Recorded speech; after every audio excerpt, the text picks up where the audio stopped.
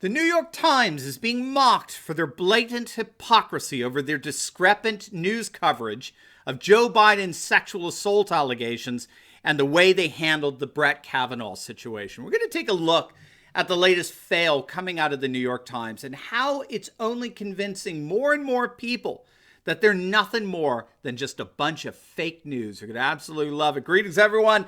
Dr. Steve here with you. Wonderful to be with you as always. Now, before we begin, let's give a huge shout out to the sponsor of this video, and that's BioTrust Collagen. Now, many of you know, many health experts now agree that consuming collagen is as crucial as it gets to renew and revitalize how you look and feel. It's being touted really as the greatest supplement to ever hit the market. It can do wonders for reducing wrinkles, strengthening hair and nails, supporting healthy, pain-free joints, reducing cellulite, even boosting metabolism, dropping those unwanted pounds. Now, I encourage you to watch the free video at my site, healthwithsteveturley.com, or just simply click on the link below to learn about how to go about choosing the right collagen for you and the proper way to use it. That's healthwithsteveturley.com. All right, gang, let's dive in here. The mainstream Marxist media really is beginning to feel the heat of their total and blatant hypocrisy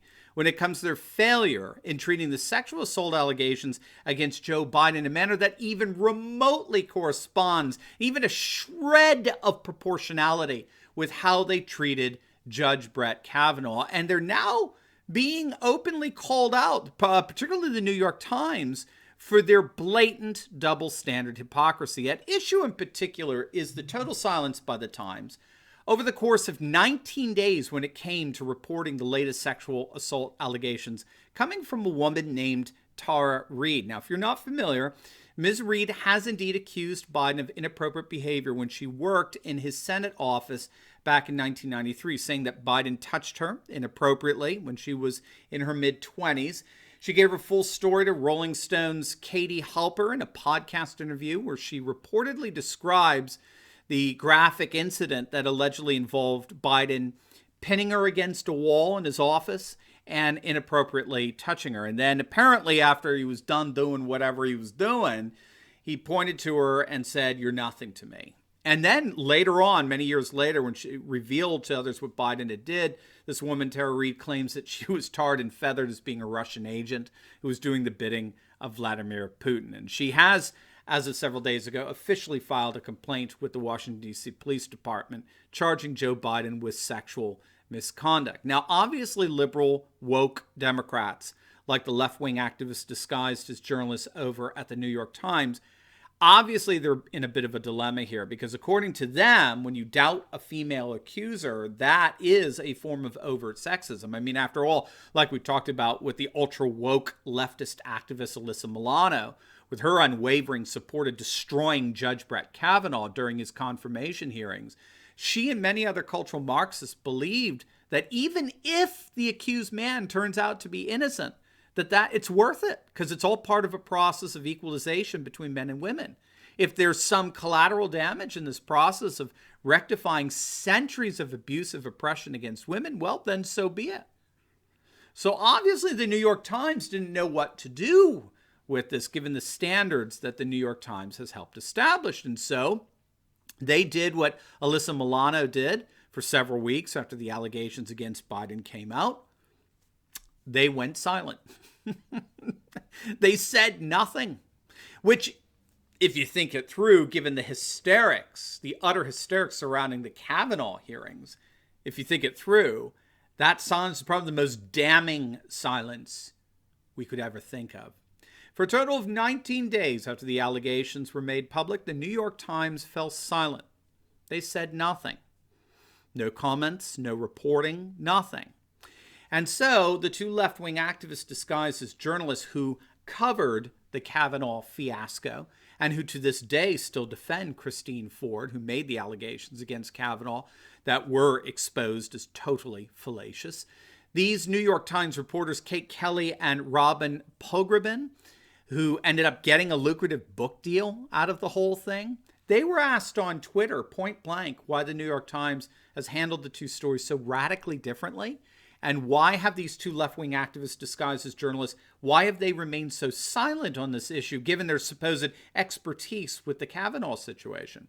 And one of them, Kate Kelly, tweeted out that she disagreed with that assessment. She said that that was not true. She's publicly praised the Times coverage of the Biden situation. And then she proceeded to liberal-splain. As our executive editor pointed out in a recent interview, Kavanaugh was a live, ongoing story that had become the biggest political story in the country. It was just a different news judgment moment. Now, I speak liberalese, okay? So let me help you with the translation here with this liberal-splaining, okay? Kavanaugh was already in a public forum in a large way, okay? So there's check one, right? There's point one. Kavanaugh was already in a public forum in a large way.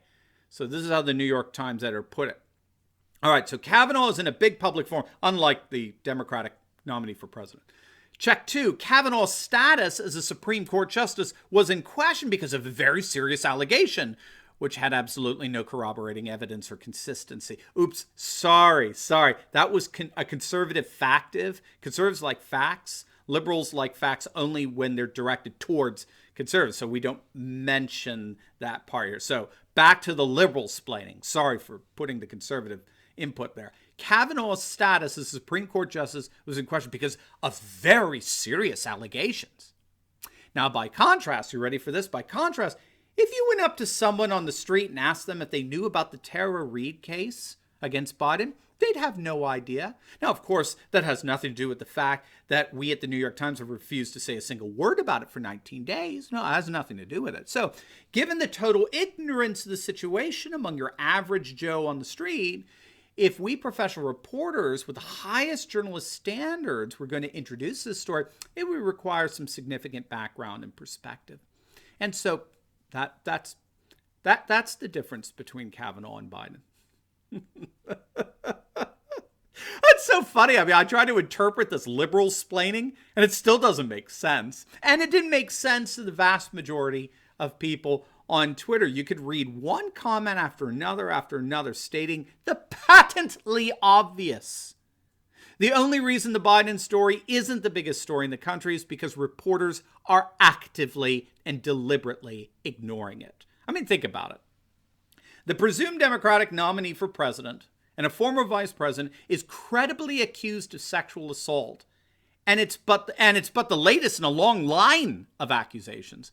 But that, for some reason, isn't newsworthy to the New York Times. You know what was newsworthy to the New York Times? The New York Times actually had to retract a story and issue an apology over a publicly proven anti-Kavanaugh reporter who reported that Kavanaugh had been accused of throwing ice across a college bar in a drunken rage. They thought that was more newsworthy than an officially filed police report alleging the Democratic nominee for president of sexual assault. Look, gang, we all know what's going on here. The beauty is more and more people are coming to the realization of it as well. For the last 3 years, we've been together on this channel, right? We started November 1st, 2016. For over 3 years, we've documented over and over again how the mainstream media is not interested in actual news. You see, the media always selects what it reports. The media always selects what it reports. It's actually technically known as the process of selectivity. I saw it firsthand when I was speaking in Verona, Italy at the World Congress of Families. I saw this selectivity firsthand right in front of my very eyes. CNN, other news media outlets, they were all there in Verona on Saturday when there were protests by far left-wing feminists and LGBT activists. They filmed them, they promoted them, they inflated their numbers and the like. They featured them prominently on their television, on their web pages.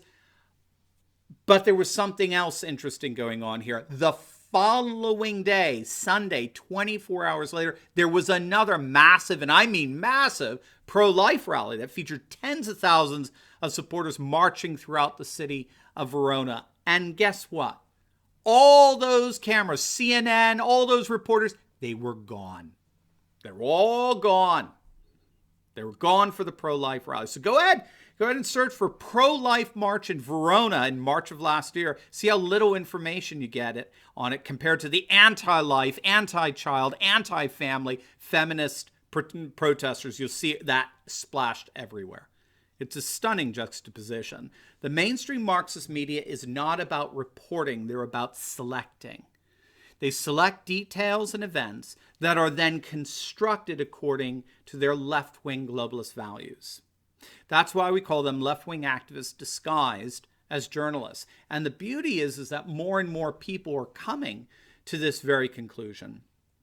So nice try, New York Times, but you've just given us another reason to completely ignore you. Now, before you go, you will definitely want to check out my video I just uploaded on Nancy Pelosi's Marie Antoinette moment. It's going to absolutely make it's so pathetically cringeworthy. You're going to love it. So make sure to click on the link and I'll see you over there. God bless.